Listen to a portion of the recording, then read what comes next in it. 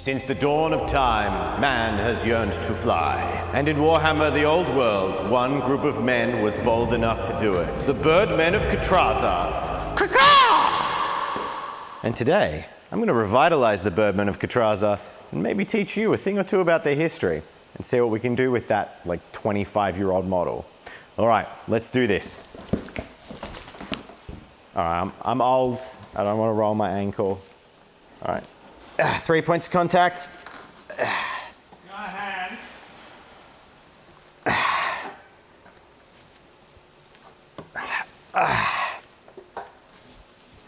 All right, so why Birdman of Catraza, and why am I picking up a 24-year-old miniature in 2022 and painting it on the channel? Well, the short story is that for Jazz's birthday last year, we made a video where a bunch of people sent him some miniatures. And I got super excited because I thought I'd received a Birdman of Catraza, or at least the wings of a Birdman of Catraza. Holy moly. This is a Birdman of Catraza.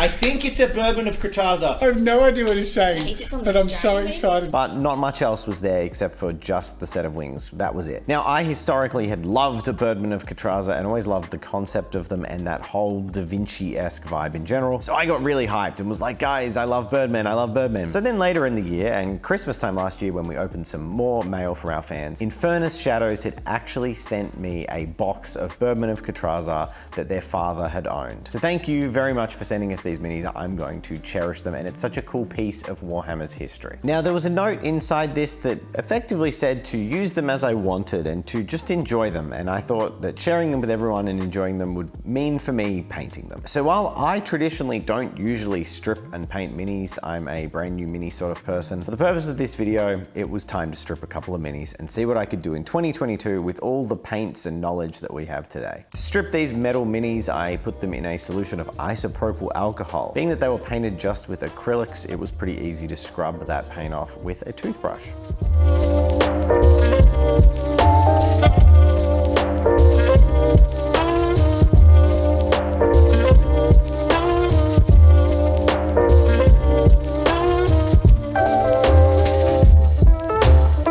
By the time the Birdman of Catraza hit the scene, it was 1998, and Warhammer was well into its 5th edition. They were so far into their 5th edition, in fact, that they had actually released all the codices, or battle tomes as we might know them today, for all the factions in the game. And they were focusing on producing supplemental content. So the Birdman of Catraza came about in the Dogs of War supplement, which was a supplement designed to add a whole bunch of regiments of renown into the game, which were units that you could include in pretty much every army as a rare choice. That meant you could put one of them into your army and it would just function as an ally sort of thing. And a major one here is the Birdman of Catraza. Hand-picked from the best and lightest marksmen in the realm, the Birdman of Catraza sail across their foes on canvas contraptions invented by Daedalo, their leader. Now, I figured you'd all want something more interesting to look at than me and a computer screen talking about the history of Warhammer. So it's worth taking you through the process of how I repainted this Birdman of Catraza. One thing I noticed from all the models I had received is that they were straight from the box with their flat wings. But an advantage to pewter pieces is that you can actually bend the metal. And having looked at some of the pictures online, of which there are very few for the Birdman of Catraza, I decided quickly that based on the art, I wanted to bend the wings, put them in a bit of motion and flapping. So I bent each of them down using some pliers and then lifted the tail out as if he was sailing up through the sky. I went for a Corax White Prime, which in and of itself is almost exclusive to our modern time of painting. I certainly know when I was young, Chaos Black or Abaddon Black spray was pretty much all you could get from Games Workshop, or at least that's the way it seemed. I might be misremembering, it was a long time ago. But it felt like almost everyone primed in black. That was just how painting was done. Now in 1998, when the Birdman of Catraza were out, I'm fairly sure washers did exist, but basically no one used them. So taking advantage of something I never would have been able to do as a child, I just put a simple Seraphim Sepia wash on the canvas of the wood.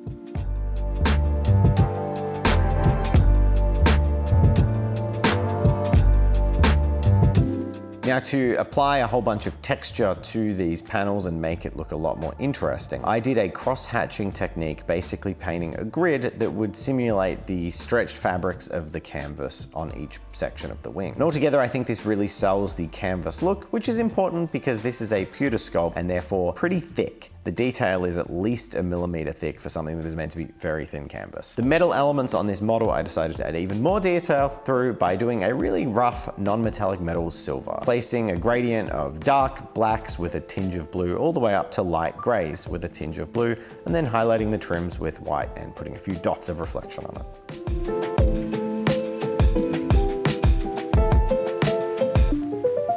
With the wings done, it was time to move on to the Birdman himself. I emulated the original scheme that these had been painted in, which did appear to be an attempt at doing a by-the-book style as they were presented by the Citadel painters at the time. However, in areas I elevated or slightly shifted the tones just to bring a little bit more variance. The helmet I painted non-metallic metal in the gold areas.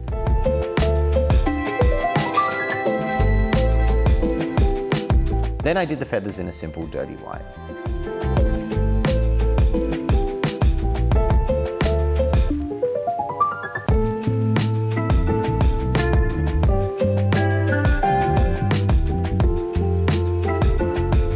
The jacket was one area that in the original paint job had just been base coated with a brown red, but I wanted to highlight the different elements and the metal studs, which I painted in non-metallic metal after, of course, painting the brown and highlighting it.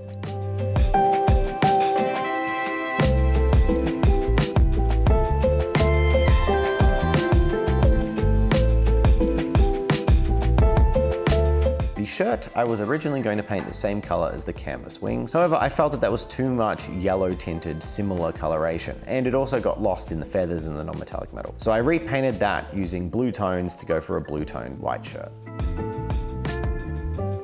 The shoes and leather straps, I used another scale 75 brown with a slightly green tinge, then highlighted that up with slight mixes of bone to create a scuffed leather appearance.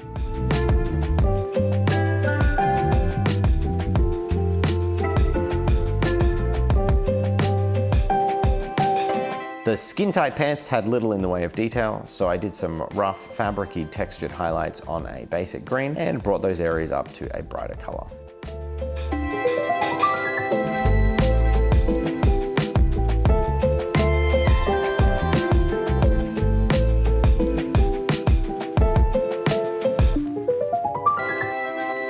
So why do I care about Dogs of War and why should you? Well, I guess for many people in my age bracket, Dogs of War are the epitome of what it meant to look in White Dwarf when you were a kid. These are the kind of weird and wacky models that inspired the cool guys that had full armies that were all painted and had these esoteric units. They're the kind of people that would put Dogs of War on the table. So for me, they were kind of a mystery. I didn't play Warhammer Fantasy Battle. I actually played Warhammer 40k exclusively at the time. And I always almost wanted to collect it. Looking at the blisters or the boxes on shelves as their stock started to get dustier and dustier. And then eventually they disappeared. I think that that's the kind of thing I found really sad towards the end of Warhammer Fantasy Battle's life, is a lot of those things that made it unique and exciting and weird and fun had faded away. So seeing Birdman wings immediately got me really excited again. And as an adult, you kind of have an opportunity to do some of those things that you couldn't do when you were younger. So being able to paint Birdman of Catraza has been a super fun privilege and a little adventure into my childhood and what might have been. Although I can assure you I wouldn't have painted it as nicely back then. Some of the last steps I needed to complete to finish my Birdman was to paint the little foot pedals that are attached to the mechanism. These are quite ingenious as they allow you to position your models slightly differently and still fit their feet. And it was interesting how once I glued them on, the silhouette of this thing just looked a lot less silly.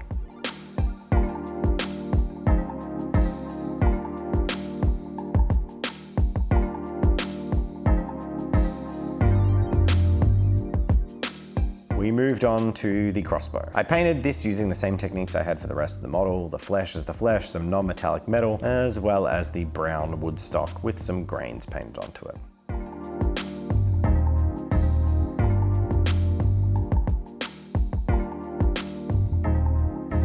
And once it was glued on, the finishing touch was to create a bowstring for it. I rapidly looked around for something to use and found an oozed strand of 3D printer filament from our filament printer and cut that to size. Bending it into position, spraying it, gluing it, and then giving it a wash to give it just a tint of color to match the rest of the model. And there you have it.